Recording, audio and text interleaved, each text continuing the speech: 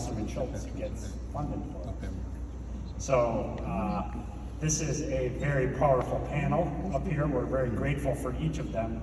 And I'm thrilled that Tanya Bratcher, our chief, will be joining them for the conversation briefly, along with Joy Ilham, a Minnesotan, which is why I love, among the reasons I love her, from DAV, and Lakeisha Stringer, a Navy veteran and local veteran leader.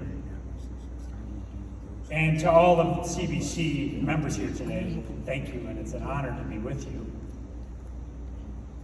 When I think about our VA mission, I think about vets like retired Army Major General Linda Lee Singh, a Black woman veteran who overcame so much to serve this country.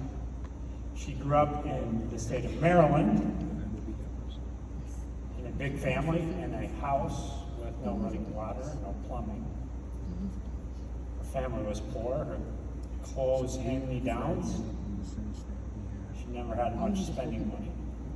She excelled as a varsity basketball player, as an honor roll student, but her teenage years were difficult. She had been sexually assaulted twice.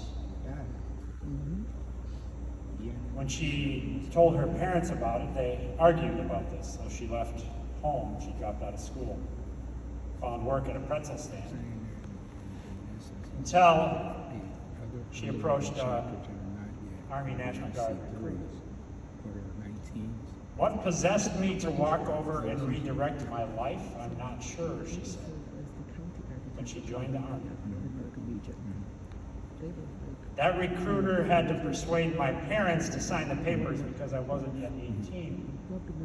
It was the best thing they ever did for me, she said. Turned my life around. Thus started an extraordinary 38-year career. Enlisted as a soldier, became an officer, earned her commission, earned 4 college degrees, including a PhD in industrial and organizational psychology, served overseas in Kosovo and Afghanistan, and rose to be the managing director at the consulting firm Accenture. That's my passion. And in 2015, appointed the 29th Adjutant General of Maryland, the first African American and the first woman in that position. Now I tell that story not because Major General Singh is unique, though she is. Not just because she's a hero, but she's that too. I tell the story because in so many ways she's an exemplar of what veterans, and Black veterans in particular, have had to overcome to serve this nation and to protect rights for me that they too often did not enjoy themselves. Major General Singh overcame the worst of circumstances to become the very best of America. In doing so, she became a role model for all Americans, a reminder of why it's our nation's most sacred obligation to serve veterans like her, which is something these members of Congress do every day. And that's exactly what we're doing at VA, fighting like hell to serve veterans as well as they've served us. Since the president took office, we're now have delivered more care and more benefits to more veterans than at any time in our nation's history. We're processing claims faster than ever before. I just learned in our morning meeting that this fiscal year we will have adjudicated 1.7 million claims this fiscal year, the most ever. Higher than last year, which had been the most ever until then.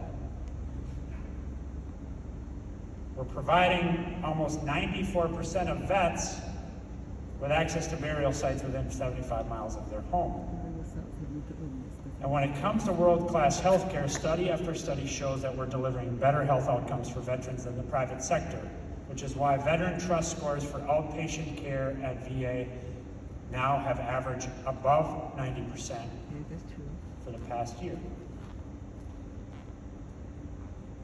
Meanwhile, working with these great leaders, the president has made veterans a key part core part of his agenda, securing the biggest budget proposal for vets in VA history, thanks to Chairwoman Wasserman Schultz, and signing the historic PACT Act into law. Let me take a moment on the PACT Act. There are well over 2 million black veterans in our country. Over 300,000 black veterans served in Vietnam, Laos, and Cambodia. Over 104,000 served in Southwest Asia during Operation Desert Storm, Desert Shield.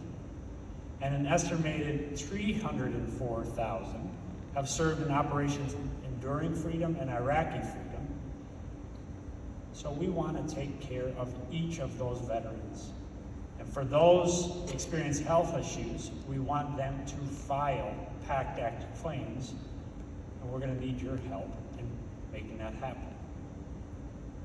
For your veteran constituents who may have been exposed to Agent Orange in Vietnam, to burn pits and other toxins from the Vietnam era to Afghanistan, Iraq, and throughout Central Command, please encourage them to apply for PACT Act-related benefits and for the care that they've earned. Any veteran, any family member, any survivor can learn more about the PACT Act by visiting va.gov/PACT. That's va.gov/PACT. Or by calling 1-800-MY-VA-411. That's 1-800-698-2411. We need your help in communicating that information to vets like we've never needed that help before. Because we want every one of those 304,000 vets who served in Iraq, and black vets who served in Iraq and Afghanistan, to get their benefits, to get the care that they deserve. 2 more updates. 1, homelessness. Last October, we set ambitious goals in LA. One was to get all of the roughly 40 homeless veterans living in a homeless encampment right outside our hospital into housing. The second was to get 500 veterans in LA into housing by the end of the year. Something that may sound corny, but I think is true. Those vets deserved to be in houses for the holidays.